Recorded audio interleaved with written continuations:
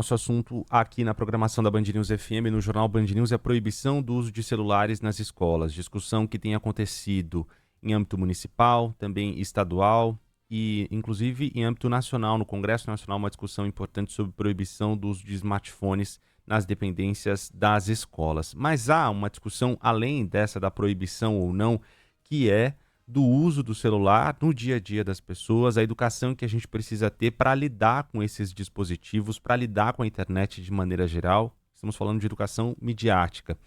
O Alexandre Sayad, ele é jornalista, consultor da Unesco em Educação Midiática, está aqui com a gente, nos atende nessa manhã de sábado. Ale, muito legal conversar com você de novo aqui na nossa programação, muito bem-vindo.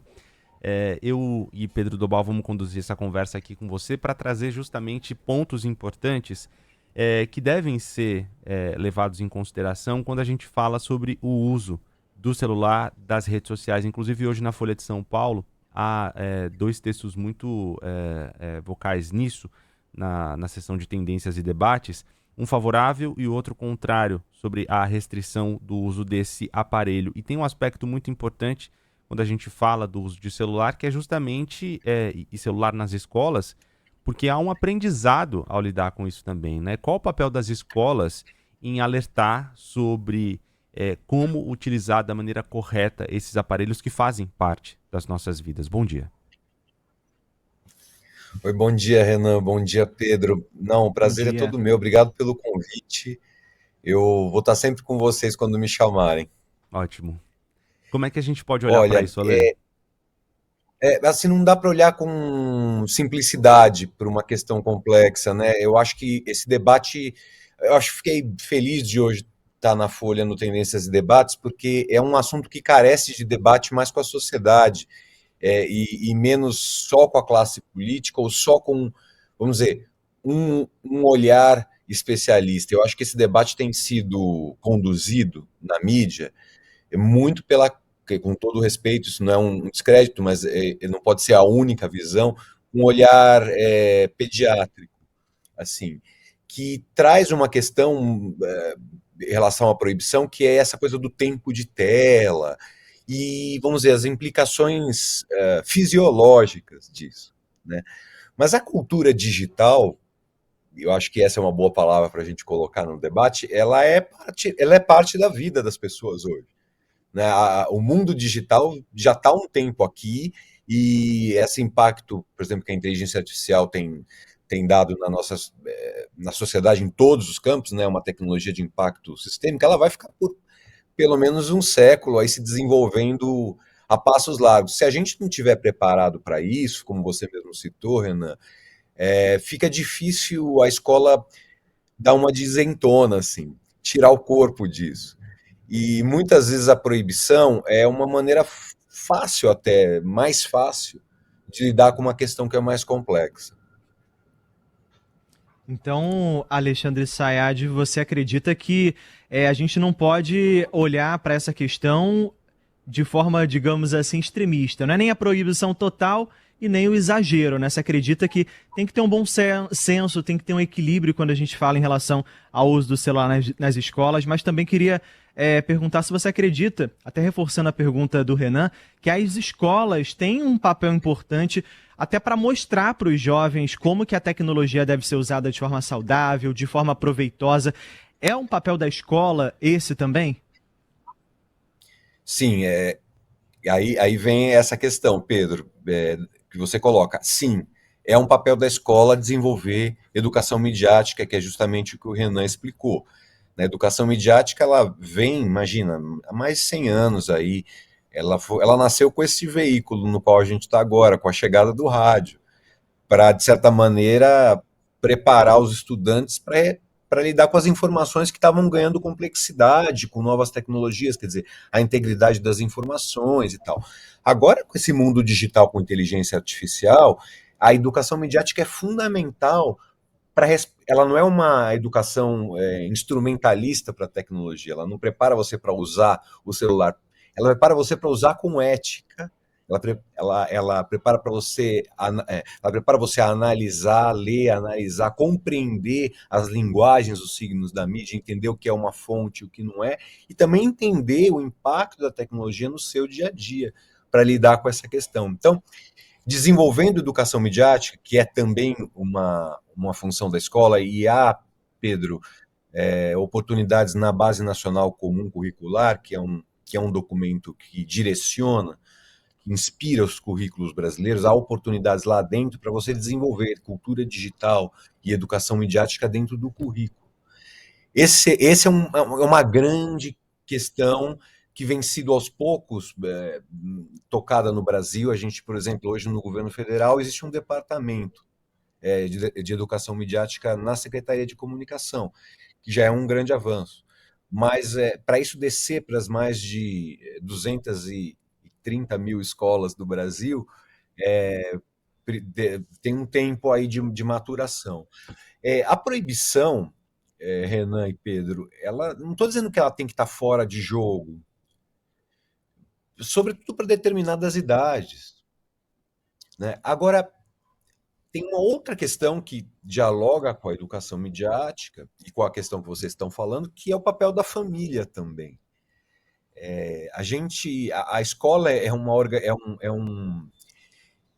uma prestação de serviço necessária, fundamental. A educação faz parte do escopo do que o governo provê, e quando ela é privada, ela é uma certificação de uma prestação de serviço que deveria ser pública, né? Ela é sobrecarregada de coisas, porque muitas vezes sobra toda a educação para a escola.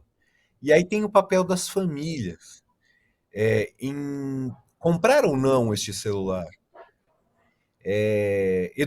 Começar essa educação midiática em casa, o que a gente chama de parental, de maneira parental.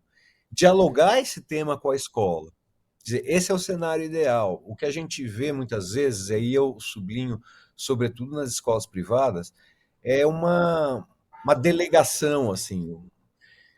Passam a bola para a escola resolver isso, mas assim, o celular não está na lista de material obrigatório de aluno nenhum. Perfeito. A opção de compra é dos pais. Então, assim, é uma questão da sociedade. Uhum. É muito importante esse ponto que você traz de estar fora do material, né, da lista.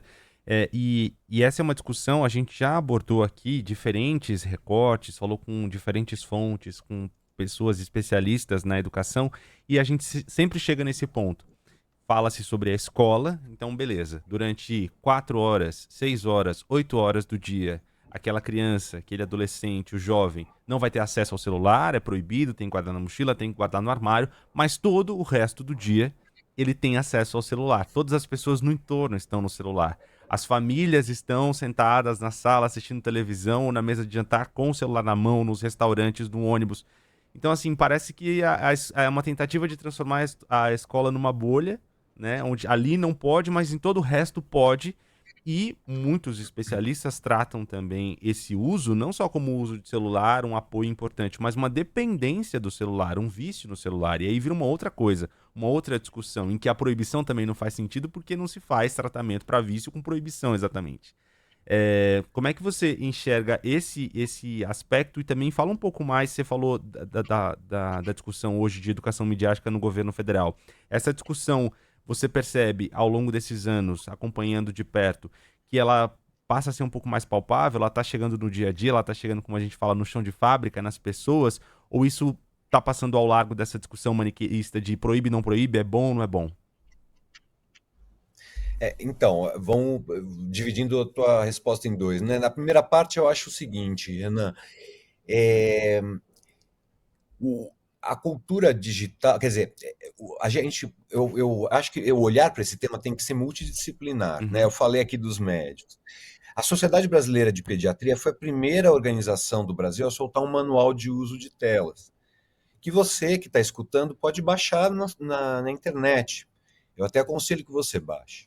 Ele tem lá por idade o uso de telas, que é um pouco essa divisão que você colocou, que eu acho super útil, mas eu acho que não resolve o problema. Existe uma comparação também, que é um pouco ligada a isso, que é a comparação do celular com o cigarro, que eu acho que é descabida. O cigarro, ele não traz benefício nenhum. Ele é um agente da morte. Perfeito. O celular, ele olha a narrativa que a gente viveu, Renan. O celular foi a salvação de muitas escolas isoladas durante a pandemia. Sim. De repente, assim, parece que a pandemia faz pouco tempo, mas acho que não faz tanto tempo mesmo que a gente saiu dela. A gente já está demonizando por uma coisa chamada algoritmo, que de fato tem um elemento, como você colocou, de distração no que a gente chama da economia da atenção. A gente perde tempo com aquilo, né? Mas a primeira coisa, todas as famílias têm um argumento muito, assim, que eu acho muito falacioso, que é essa coisa da infância na rua, Uhum. né? A infância na rua, ela não existe mais daquela maneira que existiu. Nem eu, na minha infância, vivi na rua. Eu sou um urbanoide paulistano. A violência cresceu, é muito desigual a questão da infância no Brasil. A pandemia foi a prova disso, né? Então, não dá para... O Jonathan Hart, que veio aqui, que participou do Roda Viva, colocou isso, nós deveríamos valorizar a infância na rua. Na Dinamarca, tudo bem, mas aqui e em outros lugares do mundo, na África, na Ásia, você tem muitos tipos de infância e muitos acessos à cidadania de maneiras diferentes e à expressão. Por isso, para o jovem, depois de 14 anos, o celular tem uma questão que é a qualidade do tempo de uso, que é o que você fala. Não é só o tempo de tela, é a qualidade desse tempo de tela. O que você está fazendo lá? Como você qualifica esse uso? O que você cria? O que você aprende lá? E a educação midiática passa por isso, né? Então a gente tem que considerar sempre, quando fala na infância, na rua, a gente tem que considerar a diversidade e a não equidade da infância no mundo.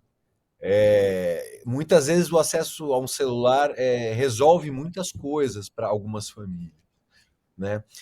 E a gente não pode também colocar no mesmo pacote uma criança que está na educação infantil, que eu acho que até 13, 14 anos não tem que ter celular mesmo.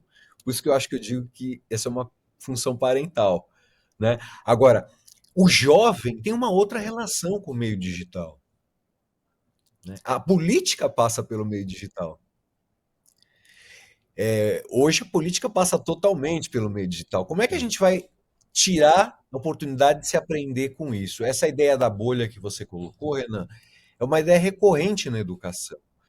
Se você deixa, a escola vai se isolando como um simulacro da vida, como um grande balão de ensaio da vida.